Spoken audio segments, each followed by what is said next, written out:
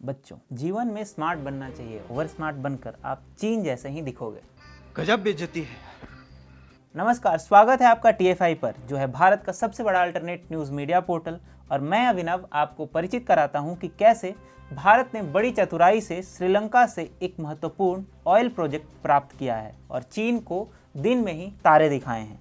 तो चलिए अविलंब आरंभ करते हैं। भारत और श्रीलंका के बीच एक बार फिर से संबंध सुधरने लगे हैं, क्योंकि जब से चीन ने श्रीलंका को दूषित जैविक खाद्य भेजी है, तब से दोनों ही देशों के बीच रिश्तों में खटास आ चुकी है। अब खबर यह आ रही है कि श्रीलंका ने महत्वपूर्ण त्रिंकोमाली तेल टैंक फार्म में भारत के हिस्से को आधिकारिक मुहर लगा दिया है। जी हाँ, मीडिया रिपोर्ट्स के अनुसार अब भारत और श्रीलंका मिलकर दूसरे विश्व युद्ध के समय में बनी त्रिंकोमाली तेल टैंक परिसर को पुनर्विकसित करेंगे। श्रीलंका की गोटाबाया राजपक्षे सरकार की कैबिनेट ने त्रिंकोमाली तेल टैंक प्रोजेक्ट को भारत के साथ मिलकर बनाने को मंजूरी दे दी है। रिपोर्ट के अनुसार इस द्वीप देश की सरकार ने रणनीतिक रूप से महत्वपूर्ण त्रिंकोमाली तेल टैंक परिसर के संदर्भ में भारत सरकार के साथ 3 समझौते की समीक्षा के बाद कहा है कि दोनों पक्ष इस संयुक्त विकास परियोजना को एक साथ करने पर सहमत हैं। सरकारी सूचना विभाग द्वारा जारी एक प्रेस बयान के अनुसार सोमवार को हुई वर्ष की पहली कैबिनेट बैठक में लिए गए निर्णयों में यह बताया गया है कि भारत और श्रीलंका राजनयिक वार्ता के माध्यम से संयुक्त विकास परियोजना को लागू करने के लिए एक समझौते पर पहुंच गए हैं। प्रेस विज्ञप्ति के अनुसार कैबिनेट ने त्रिंकोमाली तेल टैंक परिसर के 24 तेल टैंकरों को सिलोन पेट्रोलियम कॉरपोरेशन यानी CPC और 14 तेल टैंक इंडियन ऑयल कंपनी की स्थानीय सहायक कंपनी LIOC को आवंटित करने का प्रस्ताव को मंजूरी दी है। रिपोर्ट के अनुसार शेष 61 तेल टैंकरों को Trinco petroleum terminal private limited की ओर से विकसित किया जाएगा। इस कंपनी में CPC की 51 और LIOC की 49% हिस्सेदारी है। स्थानीय मीडिया रिपोर्ट्स के मुताबिक इस प्रोजेक्ट पर जल्द ही दस्तखत होने की उम्मीद है। इस डील के बारे में सबसे पहले 29 अक्टूबर 1987 को हुए भारत श्रीलंका समझौते में जिक्र किया गया था। इसमें कहा गया था कि इस टैंक को संयुक्त रूप से दोनों देश मिलकर विकसित करेंगे, लेकिन 35 साल बीत जाने के बाद भी यह समझौता लटका हुआ था।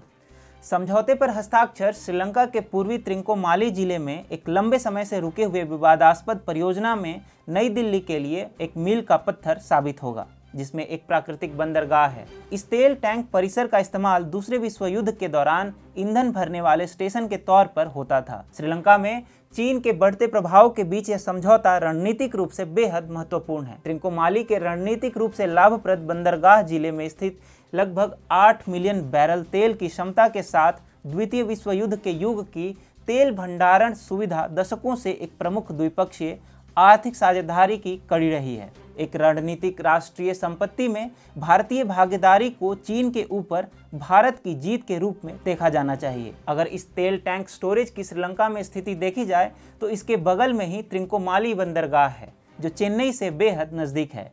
वहीं दूसरी ओर श्रीलंका को अपने कर्ज के जाल में फंसाने वाला चीन कई वर्षों से इस इलाके पर अपनी नजरें गड़ाए हुए था। अब चीन और श्रीलंका देश के बीच तनावपूर्ण संबंधों के बीच भारत से समझौते पर हस्ताक्षर एक सकारात्मक संकेत को दर्शाएगा। चाइना बे में स्थित त्रिंकोमाली तेल टैंक फार्म द्वितीय विश्व युद्ध के दौरान अंग्रेजों द्वारा ईंधन भरने वाले स्टेशन के रूप में काम करने के लिए बनाया गया था। पिछले वर्ष अक्टूबर में जैविक उर्वरकों की एक दूषित खेप को लेकर चीन के साथ एक विवाद के बाद दोनों देशों के बीच संबंधों में खटास आ चुकी थी। इसी के बाद श्रीलंकाई वित्त मंत्री तुलसी राजपक्षे ने अपने देश को दिवालिया होने से बचाने की उम्मीद में दिल्ली का दौरा किया था। इंडियन एक्सप्रेस की रिपोर्ट के अनुसार उस दौरान उन्हें 4 आयामी पैकेज की पेशकश की गई थी। पहला, भारत से ईंधन की खरीद के लिए लाइन ऑफ क्रेडिट देना। दूसरा, भारत से खाद्य आयात के लिए अलग लाइन ऑफ क्रेडिट देना। तीसरा, त्रिंकोमाली में तेल भंडारण सुविधा का प्रारंभिक आधुनिकीकरण। और चौथा, भारतीय निवेश को सक्षम करना। अब इस फैसले को लेकर यह स्पष्ट होता है कि श्रीलंका ने भारत की बात मान ली है। यही नहीं, कैबिनेट ने भारतीय भागीदारी के साथ 2 अन्य प्रस्तावों को भी मंजूरी दी है। आधिकारिक विज्ञप्ति में कहा गया है कि अशोक लीलैंड ने श्रीलंका को 500 नई बसें उपलब्ध कराने का टेंडर जीता है, जबकि श्रीलंका पुलिस बल महिंद्रा एंड महिंद्रा से 750 जीप खरीदेगा। ऐसा लगता है कि श्रीलंका को अब समझ में आ चुका है कि थाली का बैंगन बनने से कोई फायदा नहीं और अब एक पक्ष चुनना ही होगा, नहीं तो वह दिन दूर नहीं जब वह एक देश के तौर पर दिवालिया हो जाएगा।